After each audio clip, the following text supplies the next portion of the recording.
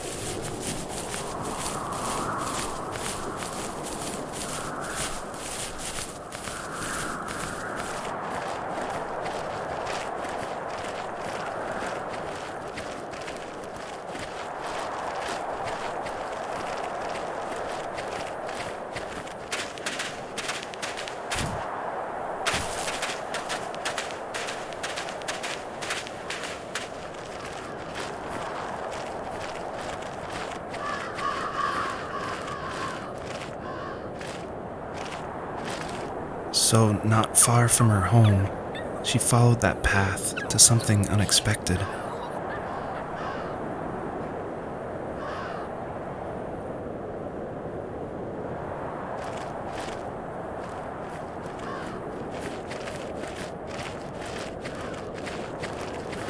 She couldn't stay, though. She had to find her other 2 children. So she took that path. She followed it towards something ancient. Something with answers.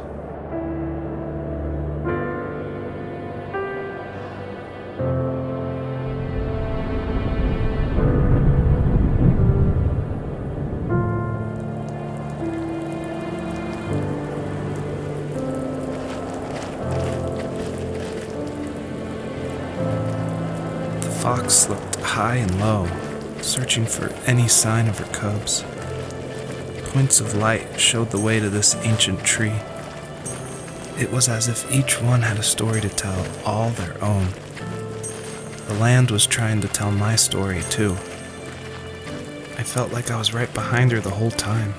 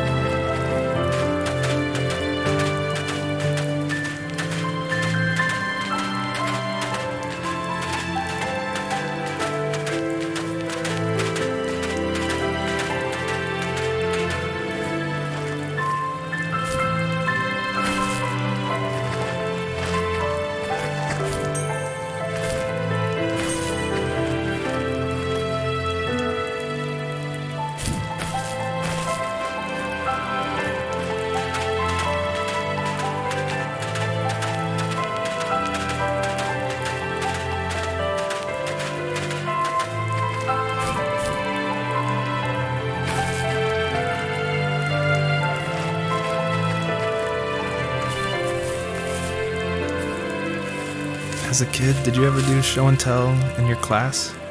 Yeah, I think I only did it once, when I was in the 4th grade. You know how my life was around then.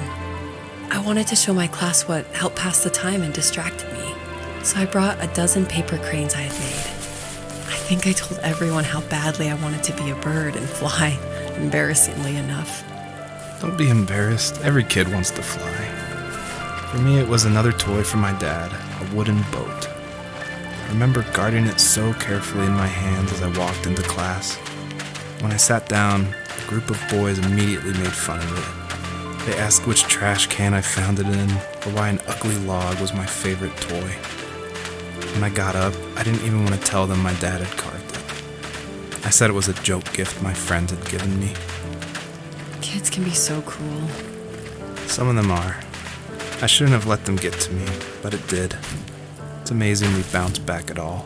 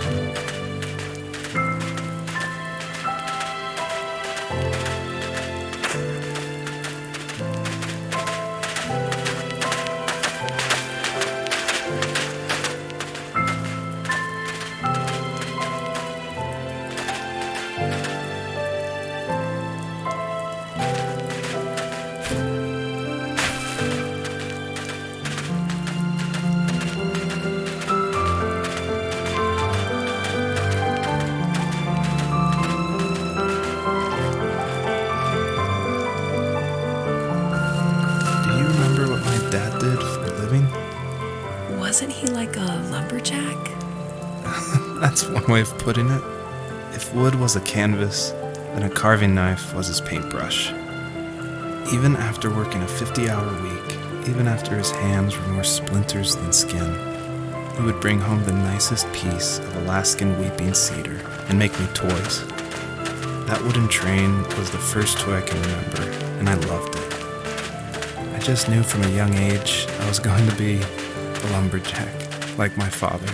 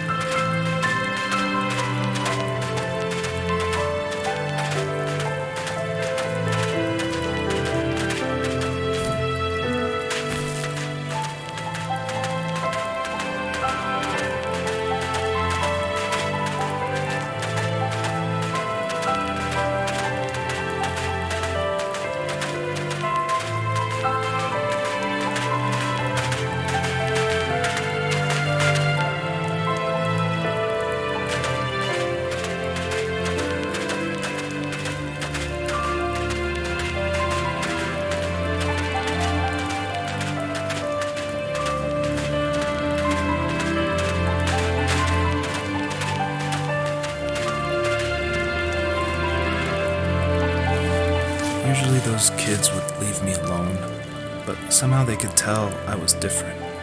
They made fun of how far away I lived. They called my dad a sourdough. I was a blabbermouth as a kid, telling my dad stories I made up for hours. But after that show and tell, I didn't tell him much anymore. He didn't know exactly what was wrong, but his best guess was that the toys he carved weren't cool enough. He carved me a tank and tried to tell me what it was like to be in a real tank as a serviceman. I didn't know your dad was in the military. Yeah, in the army. The sad thing is that I'd pretty much forgotten until just now. There's so much I still don't know about him. I'm sorry. He knows how much you love him. You're going to see him again soon and have some closure, I'm sure.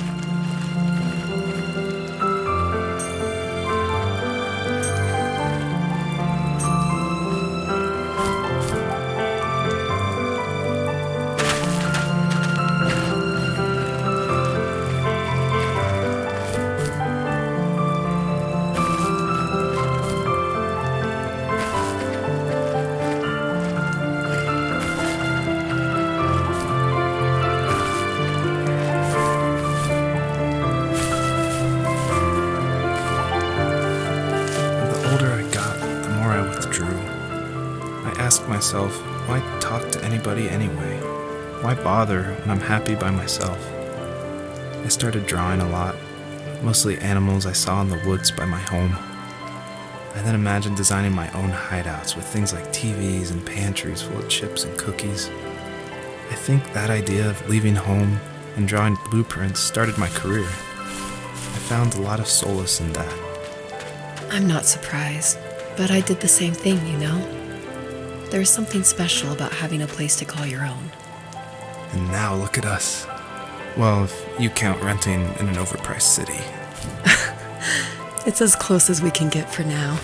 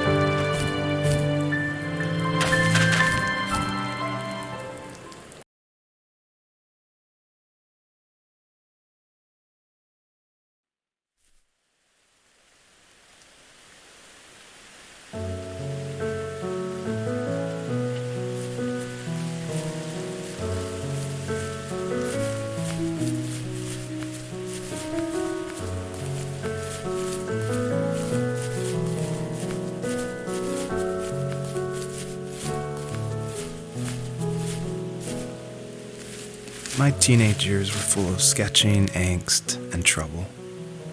I wasn't popular or unpopular. Maybe just forgettable.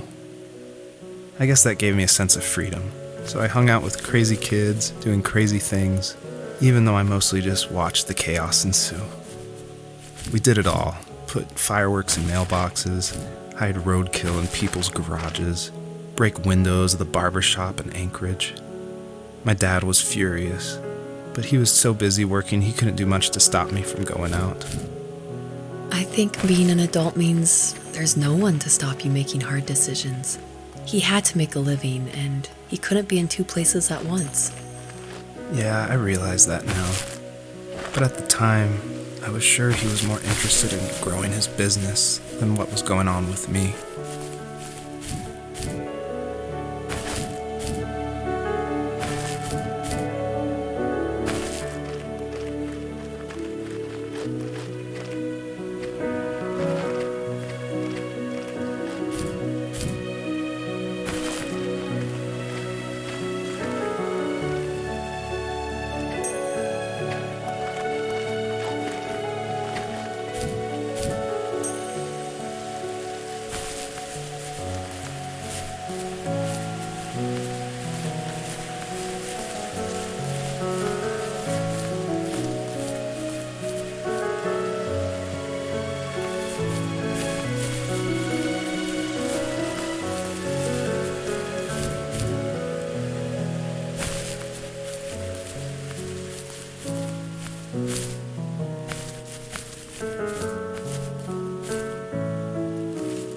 He was working another late night, and my friends were over, saying how bored they were and how they had come all the way out to my house for nothing.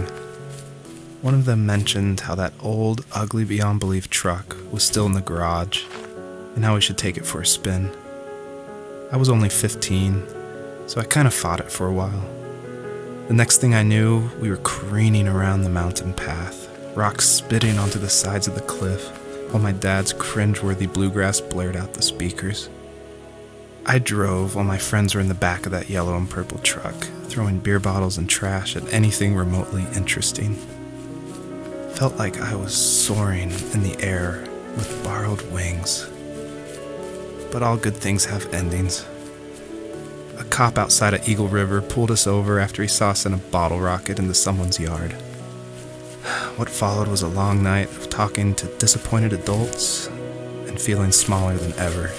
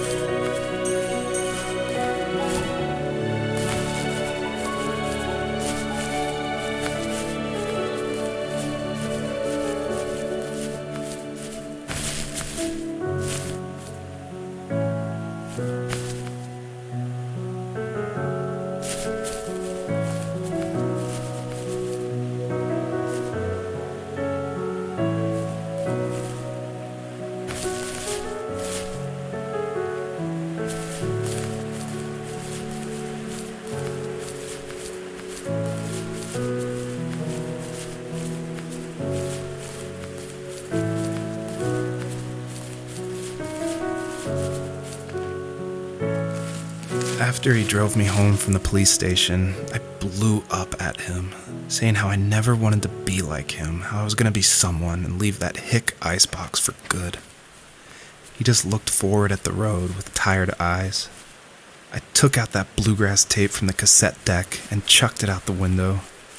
In my sage teenage wisdom, I thought I had proved the ultimate point, but my dad had a different idea. He slammed the brakes, slowly bowed his head while gripping the steering wheel, and finally looked at me. All he said, like it was a polite request, was, "Make this right." I sat there in silence, fuming, but I eventually got out and combed every square inch of the woods, muttering profanity after profanity. I found it 30 minutes later, near a small waterfall off the road. I went back to the truck, put the wet tape back in, and sure enough it worked. We didn't speak another word to each other the rest of the night. Wow, I knew you were a crazy teenager, but... It's hard to believe, isn't it? Surprises me too. It's like I didn't really know who that kid was back then. I bet my dad thought the same thing over and over. It's almost like he was saying, "Make this right," to himself, more than to me.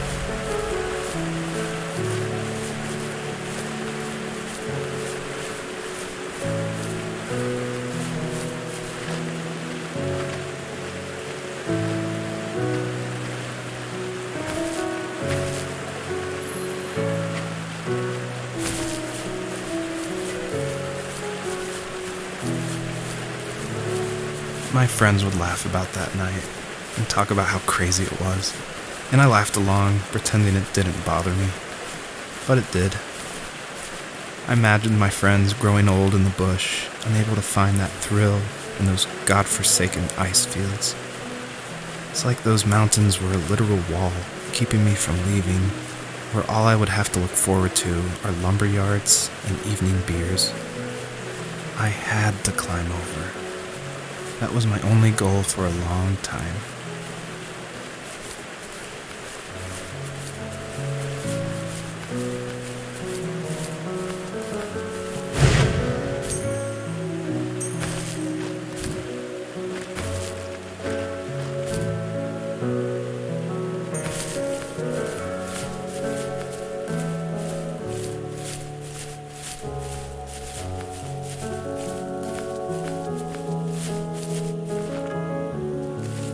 If there was some way I could take my love of drawing and turn it into a way of escape, nothing would make me happier.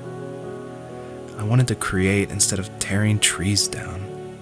I wanted to move to the lower 48, not because I hated it there in Alaska, but I hated the idea of it. It's like all of that spite inside me had created this monster which followed me around my whole teenage years. I put so much energy into doing what others didn't expect of me. Why did I do that? There's one fact you're forgetting, though. If you didn't have that fire in you, we probably would have never met. You're absolutely right. Maybe the destination is all that matters in the end. But then why am I awake? Why am I seeing this fox go on her journey? And why can't I stop thinking about my dad?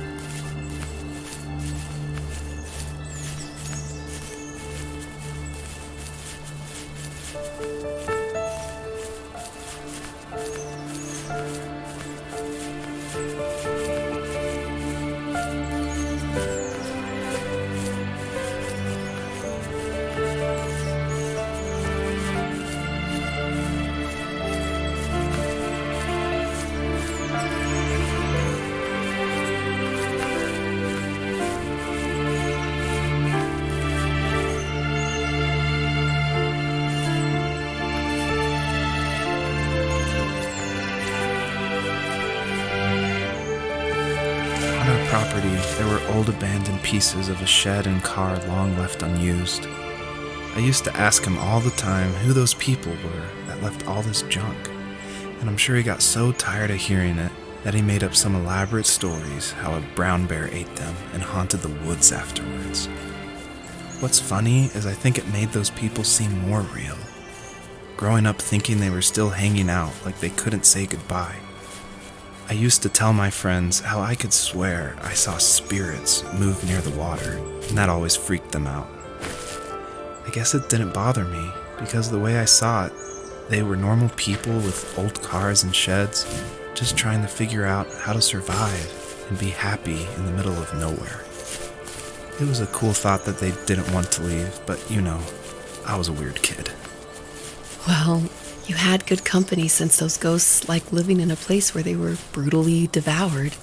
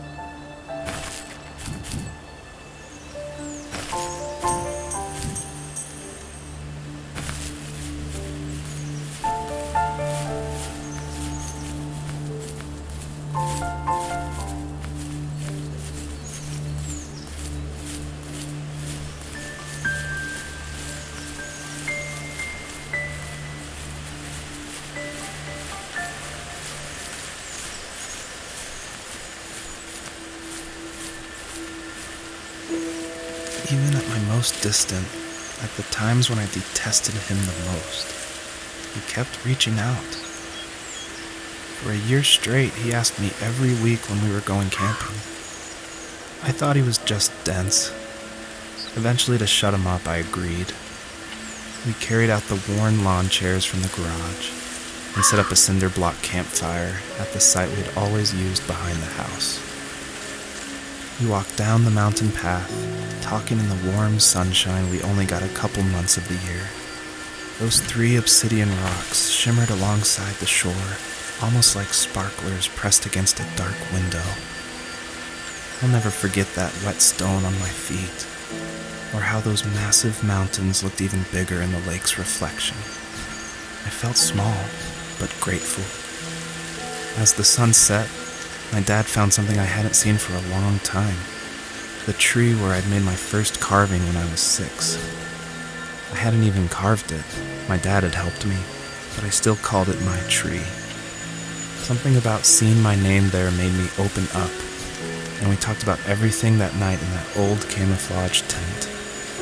I told him how much I loved sketching and design, and how it would be a dream to study architecture in Seattle.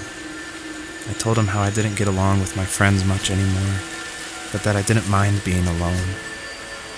He told me he was there for me, and he joked that if all he had to do was write my name on a tree to finally get me to talk, he would have left me carved logs with novels on them in front of my room every morning.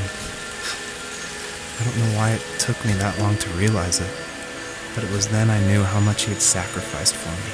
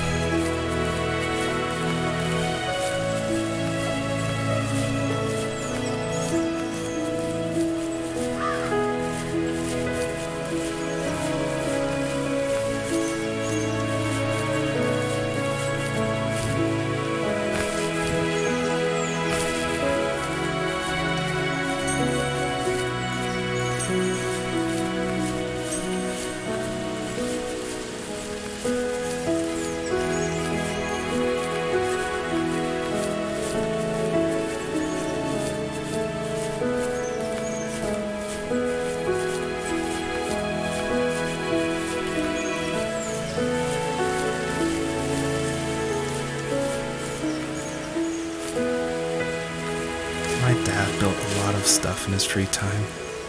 If he wasn't watching fly fishing or reading Tom Clancy novels, he was carving something. He made tons of birdhouses. Not that he was into bird watching, but I think he really missed working and adding on to the home. If he couldn't afford the time to build onto our own house, he would have to settle with watching birds move into their little homes.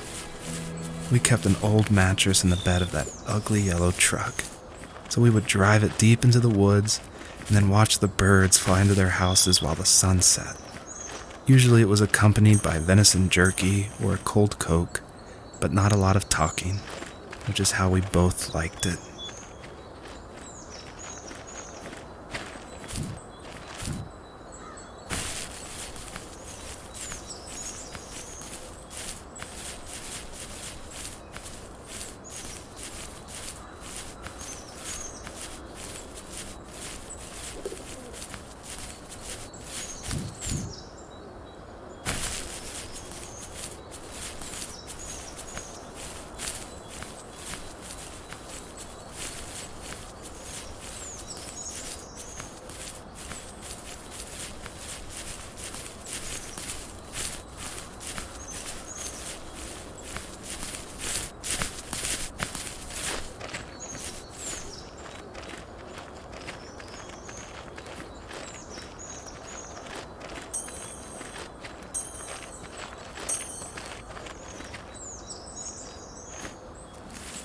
We were happiest underneath the evergreens.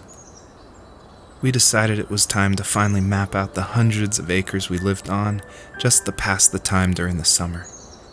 He was only free in the evenings, so I would spend the day wasting time on dial-up internet and sketching, and then we would rush into the woods, pen and map in hand, before evening fell. Sometimes, the aurora borealis would cast a cold green glow on the mountainside, and we would finish our route underneath a twilight sky. Sometimes I was lonely during those summer days, but there was comfort in the routine. A lot of teenagers aren't looking for the daily grind, though. There's nothing wrong with wanting to get out, to leave your childhood home. You wanted to progress, to make something of yourself. Yeah, you're right. That house. I'm sure it's the same as how I left it.